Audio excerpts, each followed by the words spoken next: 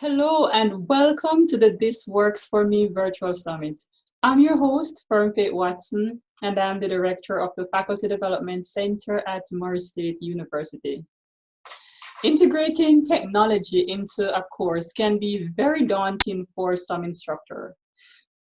And that is why I am so pleased to introduce our guest today, Dr. Melony Shemberger. She is going to be helping us understand how we can integrate the SAMR model into our course and ultimately help our students learn. Dr. Shemberger, thank you very much for taking the time to share with us today. Thank you for having me. I appreciate it. Great. Could you tell us a little bit about yourself, who you are, where you're from, and what you do? Absolutely. So I am Melony Shemberger. I'm Associate Professor of Journalism and Mass Communications at Murray State University. I have been teaching at Murray State since 2013. And in that course of time, even though I came to the university with a doctorate, I became more interested in instructional design and all the topics that are germane to that, so much so that I returned to graduate school. So I'm still a graduate student at the University of Kentucky, working on a master's in instructional systems design. And then on the side, in fact, I just picked up a new little project because I'm so really interested in how we do make technological choices in our instruction, pursuing the Quality Matters teaching online certification. And I just finished up last night a workshop about how to gauge your technology skills. So all of this really culminates more and more each day. I don't think there's ever one point in which we have learned it all and we're applying it. It continues to evolve. So that's basically who I am. I have a love of learning, and I'm just always looking for those opportunities that not only will advance my instruction and my student learning, but also that I think hopefully will encourage others to pursue whatever it is in their educational desires. Yeah, that's what I like about you. You are a lifelong learner. You're always looking for opportunities to learn, and not only to learn, but to share what you have learned with others. So yes, absolutely. Thank you so much for sharing with us today. And the theme of our conversation is integrating technology into students' learning using the SAMR model as a lens. Help us understand what impressed you to start using the SAMR model and how has it worked for you? Sure. SAMR was an acronym that I had never heard of until about more than 2 years ago. I attended a conference, Kappa Delta Pi, and those of you who might be watching, you probably are a member of Kappa Delta Pi. It is an education honor society. And I went to a session about SAMR. SAMR stands for Substitution, Augmentation, Modification, and Redefinition. Each of those layers helps us to advance our knowledge and skill in technology. And not only that, but then how are we able to help our students climb up the ladder with that type of model? So when I learned about that 2 years ago, I was intrigued by it. I applied it a little bit, but probably not enough to really see any kind of results or to see any diligence out of it. And then when I started pursuing my coursework at the University of Kentucky, that model is almost in every course. There is something that we are using that model or any other type of model as far as learning about technology. But I have found the SAMR to be more beneficial, especially for me as a higher education faculty member. And I know in my line of work, we use technology, journalism and mass communications. I mean, we are founded on the whole idea of technology and such innovations. But how do we really insert that well into our instruction? Students know they have to use technology. They get a little scared by it just as much as sometimes we do. But I think if we progress up the SAMR ladder, then it helps us to do it. So this one particular course that I took at the University of Kentucky, in which part of the, actually the culminating assignment was we had to design a tech integrated unit. And in one course that I teach called in-depth reporting, I teach that almost every semester. Data reporting is one of the modules that we spend some time with, and it scares students. Sometimes it scares me too, even as much as I have used Excel, but how can I really teach the fundamentals of Excel properly? SAMR can help me to do that. And when I saw how it's helped me just in some minor tweaks, then I think it's something that your viewers might be interested in as well. So like I said, in-depth reporting is what I use that for. And one particular unit about data reporting, we start with the basics. Before we can even reach Excel as the highest level of the redefinition, we need to kind of start with substitution at the bottom. So what in place with data, other than through Excel, could the students use that might be more user-friendly for them? And so I found one tool. It's a tool that I've used, but I never considered it as far as being part of this model.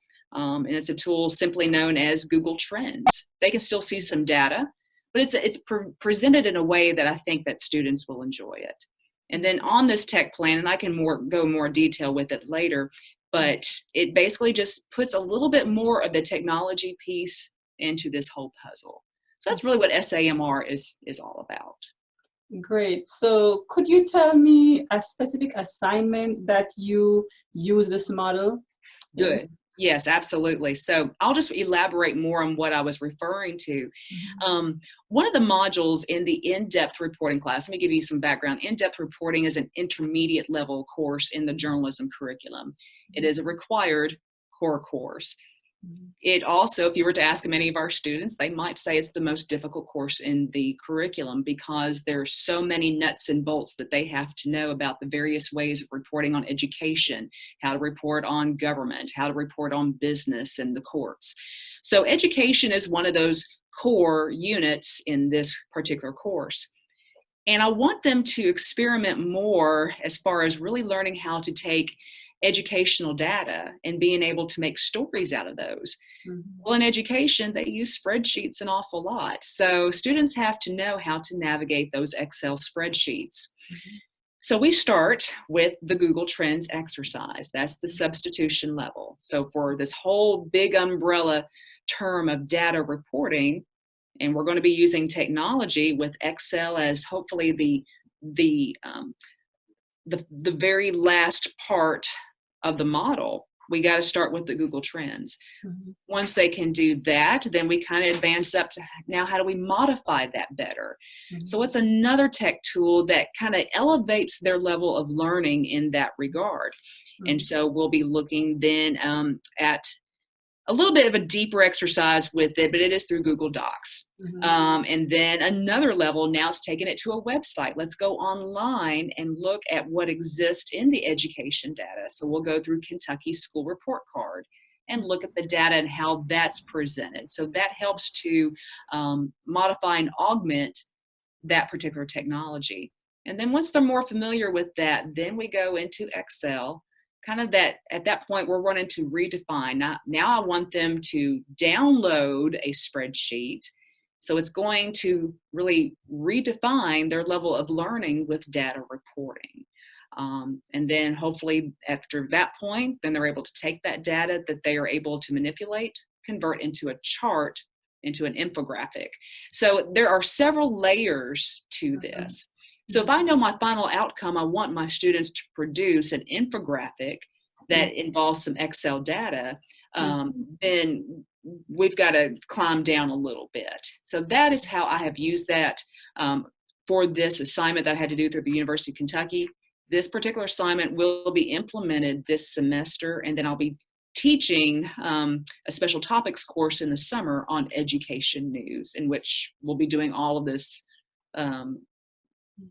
maybe to some extent just as intense, but it might be just a little different. I imagine that somebody might think that they're using the SAMR model and they might do something and they might say, oh, I'm substituting here. And they do something else and they say, oh, I am at the augmentation stage. What would that not look like? What would substitution or augmentation not look like? I just want to make sure that our viewers are really picturing this. Sure, absolutely. So already, what would be a non-example so that people don't just go and say, okay, let me just substitute this and I cover that. You're exactly right in that I think many faculty already pretty much are at the substitution level, maybe even of the augmentation level. Think about it as, we'll go as basic as, even in the old days when we used typewriters to really type out our research papers. Well, we can substitute the typewriters now with basically computers, or really if you want to look at Microsoft Word or the Google Doc. That's a substitution. Well, now how can we augment that? Well, in Google Docs, we can do what? We can share, we can collaborate. So now we're adding a collaboration aspect to this. So we can share our document for some peer review among the students. Well, now how can we modify that even more? Well, can we have them do the paper, but now also we're going to have them make a presentation out of it. So now we'll go to PowerPoint or to Google Slides. And then how do we really redefine? What else can they create out of this particular research project? So there are, and in many cases too, faculty are probably doing a little bit of everything, but how can now we align that better? And SAMR can also allow us the opportunity to analyze how well we are aligning our tech instruction. What I like about it is it's almost like a lens. It helps you to check to say, have I thought about this? Exactly. Because if you didn't have that lens, perhaps you wouldn't even think to say, okay, how could I redefine this? How could I augment this? So Exactly. Or if there's a tech tool you know you would love for students to use, but you're thinking in your head, wow, I don't know if I can ever get there. You can, even again through that model. Maybe that tech tool you have in mind is way up there, and we can get to that point, but let's layer it to where every step becomes easier for the student as well as for the instructor. Exactly. So what would be some challenges that are associated with this model, using this model? Well, I have to admit, one of the challenges that I did come across, and like anything else, and this is the most precious resource that higher education faculty have, but it is time. Spending some time on a tech integrated plan is, it took me about a good week and a half to design what I was wanting to do with my in-depth reporting class that I just shared in an assignment. That's probably the biggest challenge, is the time. But if you know of something that you're really wanting students to try and master, that you feel is relevant for your field or just relevant for getting an instructional point across, then maybe it's worth that time to really plan. And that's a resource that I will be sharing in the folder provided. So that way your viewers will be able to basically take this tech integrated plan in which there is a title to everything you're wanting to do. And it goes through the purpose, the objectives, the agenda as to really how are you going to teach that out, and then including an aspect about that technology. What is it that students are going to be doing? And then how will you assess that performance as well to make sure that they know, okay, they're doing fine at this. I think we're ready now to go to the next level. So it does take some time. That's the biggest challenge, in all honesty. I think another challenge too, though, is even still maybe sometimes selecting that right tech tool. And I don't know if there's ever going to be a solution to that. I think sometimes some of the tech tools I use may not be the right ones, but maybe they're the best we have right now. So I don't want faculty ever to think that they're always on this mission for the right tech tool. I don't think that's ever going to happen. I think it's just knowing enough to where you are scaffolding that instruction well, so students are gaining what the purpose of it is. It's not so much learning the tech tool, it's the lesson, the outcome that you're wanting them to achieve. Excellent. So I imagine that there are some viewers that really resonate with what you have shared today, but they're still a bit hesitant to use this model. What would you say to them? What would be one or two first steps that they could take? Absolutely. So I think the very first step is identifying really what it is what is something that you've been wanting to do and you just haven't done it. That's the first place to start. But it could be anything. It can be revising an assignment in which you're wanting to integrate technology. And if so, that might be the best place to start, really. And then start at the substitution level. Whatever you're doing now, how can you substitute a piece of technology to enhance that instruction even better? Just a little bit. Try that for a while and give it some time. Don't keep layering it, but maybe the next semester, try it again. Mm-hmm. So you got to give yourself time, give yourself patience, but that's where I would really recommend that anybody start. How would you say your use of this model has impacted your students' learning? So one of the things that when you're using technology and definitely using this model, one of the things I've done more and more in the last several months is creating tutorial videos. And that's also key in all of this as well. So any kind of tech tool you're really wanting students to use, the videos help more so than the actual textual descriptions, but those are very helpful as well. So that is something that students, I think, have appreciated. Again, they love technology too, but they use it more for personal reasons. When it comes to the instructional side of technology, they need some guidance. So I've had students share with me, I'm so glad you provided a video on even how to navigate Excel. And I have produced little snippets, just like 3 or 4 minute videos of every Excel function. So that way they're not looking carelessly out there online for an Excel video and they're going through 20 minutes of explaining something. This one little way of showing how to use Excel, 3 or 4 minutes, that helps them. So that's just some of the anecdotal feedback that I've received from students. Now, as far as really being able to see if their learning has strengthened or improved, I believe so, because the SAMR model allows me, again, to scaffold that learning even more. I don't want to ever throw anything so far-fetched at them that they get lost or they become more fearful of the assignment using technology. So I think that the model really helps me just to layer things gradually and to the point where they're more comfortable with it, and even I'm more comfortable in my instruction with it. Excellent. Are there any helpful resources that you would recommend for our viewers to review?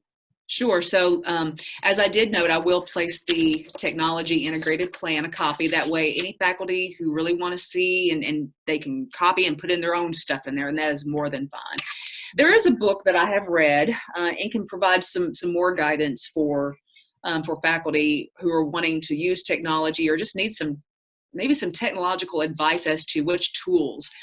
There is a book called Using Technology with Classroom Instruction That Works. This book identifies various tech tools that could be used, whether in your instruction, as far as lectures or anything like that with student learning, or as well as rubrics. So this is a very helpful resource. I am going to point to a book that we just finished in our book discussion group in the fall of 2019, but it is the Flower Darby Small Teaching Online. Chapter 3 talks about integrating technology and using technology. Now, while this is for online, I think it's applicable whether it's online, blended, or face-to-face. So it's in whatever context, but it's really useful. So I would also recommend that resource. Excellent. Thank you for sharing, and I'll be linking to those resources in the video description below. So viewers, definitely check them out. And so Dr. Shemberger, I'm going to ask you to do one final thing. Could you leave our viewers with a call to action? Be kind to yourself when using technology. Students don't mind if, oh my gosh, I can't tell you how many technology fails I've had. Just laugh, move on, and it's okay. So be kind to yourself if this is a journey that you wish to do. Yes, you will be frustrated. I got frustrated at times, but I guarantee you, and I don't guarantee often, but I do guarantee that when you allow yourself to work through those problems, and the more you analyze your plan, the better it will get. I promise that. Wow, that's a kind call to action. Well, thank you very much. Yes. Yes. Thank you very much for taking the time to share with us today. Thank you. I appreciate it. I love speaking about things that I learn, and then I love learning from you and all the other speakers who join this series. I'm always just expanding my knowledge base, my repertoire, everything. So I do appreciate you as well. You're welcome, and we love to hear from you too. And viewers, we encourage you to share this episode with others, and we look forward to seeing you again in the next episode of this virtual summit. See you soon.